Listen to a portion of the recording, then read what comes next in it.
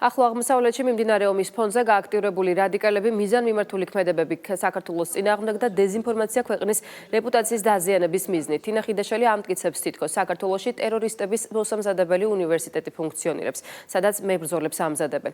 მმართველ გუნდში უსვამენ ხაზს, რომ უცხოეთიდან მართული რადიკალები რეგიონში არსებული დაძაბული ვითარების პარალელურად ქვეყნის დაზიანებას მიზანმიმართულად ცდილობენ და ამისთვის ქვეყნის ღალატზეც მიდიან. საქართველოში პრაქტიკულად არალეგალურად ფუნქციონირებს ეს უნივერსიტეტი. სწორედ მისი რექტორი არის ის კაცი, რომელიც ალი ხამეინის მემკვიდრედ გამოცხადდა. ჩვეულებრივი ტერორისტების სკოლაა, რომელშიც ამზადებენ მებრძოლებს. ყველაზე დიდი ტერორისტები ამ ქვეყანაში არიან ზუსტად ეს ადამიანები, ვინც ამ ტიპის განცხადებებს აკეთებს. აი ეს რადიკალური დაჯგუფება, რომელიც დღეს ქვეყანაში მოღალატეობრივ ჯგუფს წარმოადგენს. ყველას არ ვიცი, ხიდაშელი იქნება, ვინც ქვეყნის მტრულ საქმიანობაში იქნება შემჩნეული და რა თქმა უნდა ამ ტიპის განცხადებები მიუთითებს იმას, რომ ეს არის მოღალატეობრივი ქმედება, შენი ქვეყნის, შენი სამშობლოს წინააღმდეგ წასვლა და მათ ჩვენ ძალიან კარგად ვიცით, რომ არც სამშობლო გააჩნიათ, არც ღირებულებები გააჩნიათ, ისინი არიან დაქირავებული ადამიანები,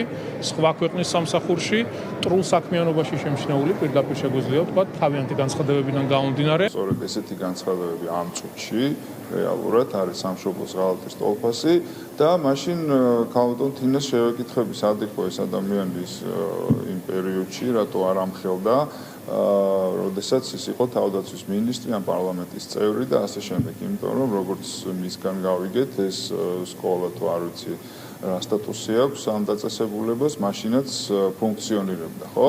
და აქვე მინდა ყველა შევახსენოთ, რომ ეს ადამიანები, რომლებიც ეხა ვითომ ამერიკის შეერთებული შტატებისთვის კარგ ტიპობას თამაშობენ, შევახსენებ, რომ გარკვეული პერიოდის წინ ბატონ ტრამპს პოლიტიკურ სანაგვეზე უწინასწარმეტყველებდნენ ყოფნას.